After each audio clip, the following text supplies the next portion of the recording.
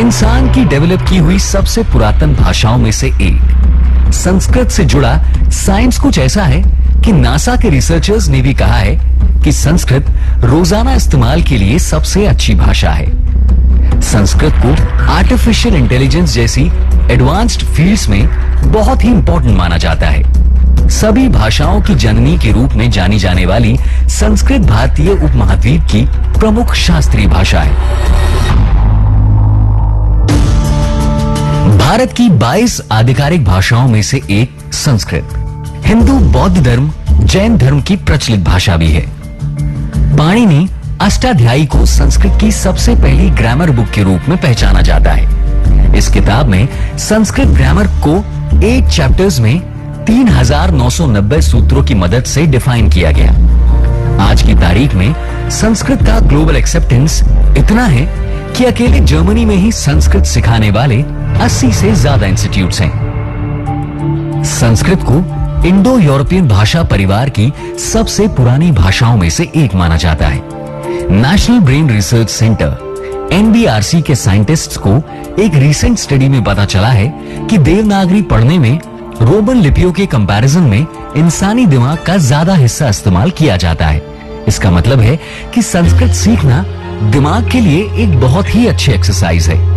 करीब 10,000 साल पुरानी भाषा होने के बाद भी आज तक संस्कृत का साइंटिफिक बेसिस आज तक वैलिड और एक्सेप्टेड है। किसी भी भाषा की सबसे बेसिक यूनिट होती है उस भाषा के अक्षर। संस्कृत और हिंदी भाषा में इस्तेमाल होने वाले सारे अक्षरों को एक सीक्वेंस में जमाया गया है, जिसे हम वर्णमाला कहते हैं। लेकिन क्या आपने कभी सोचा है कि आखिर इन अक्षरों को ऐसे ही सीक्वेंस में क्यों जमाया गया होगा? वेल, इसका भी बहुत बड़ा खूबसूरत साइंटिफिक कारण है, जो आई एम श्योर काफी लोगों ने नोटिस नहीं किया होगा। अगर वर्णमाला की शुरुआत यानी अ, आ, ई से अंग, आ तक की बात करें तो ये सारे अक्षर आपके कंठ यानी गले के ऊपरी हिस्से से निकलते हैं। और आगे बढ़ें तो क, ख, ग, क, ख, ग, ध, ड़, ये वाली लाइंस सारे अक्षर कंठ के अंदर से निकलते हैं। इसके आगे के अक्षर च, छ, ज, झ, त्र, ट, ठ, ड, ढ़, ण आपकी जुबान को मुंह के ऊपरी हिस्से यानी तालू पर छूकर बोले जाते हैं। साथ ही प, फ, ब, भ, म ये सारे अक्षर होठों का इस्तेमाल करके प्रोनाउंस किए जाते हैं।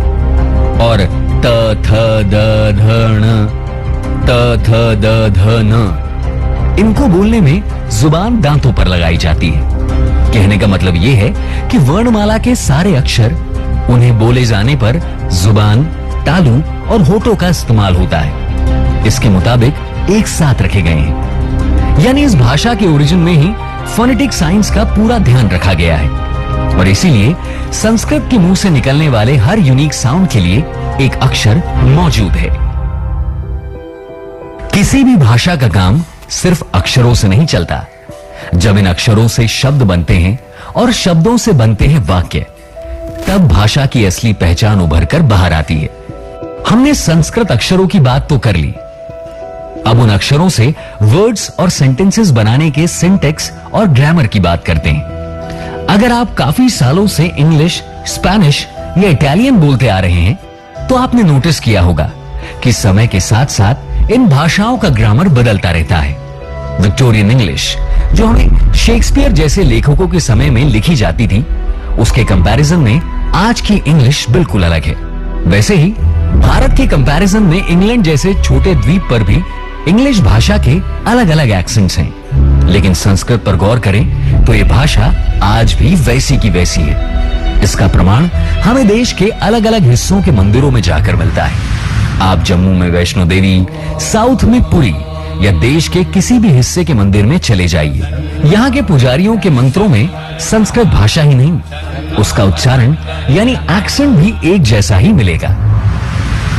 ज्योग्राफिकल डिफरेंसेस होने के बावजूद संस्कृत में कोई अंतर नहीं आता और भारत के हर कोने में संस्कृत एक जैसी ही सुनाई देती है। इसका मतलब यह है कि संस्कृत दुनिया के किसी भी हिस्से में बोली जाए, इसके अक्षर और फोनेटिक्स इतने बेसिक हैं कि कोई भी इस भाषा को बिना किसी एक्सेंट के बोल सकता है। अब जरा धर्मेंद्र की फिल्म चुपके चुपके का वो फेमस सीन याद कीजिए, जिसमें धर्मेंद्र पूछते हैं कि अगर इंग्लिश में TO2 होता है तो GO गो कैसे, और POT पुट है तो COT कट कैसे हो जाता है। लेकिन संस्कृत में ऐसा कोई कंफ्यूजन नहीं है।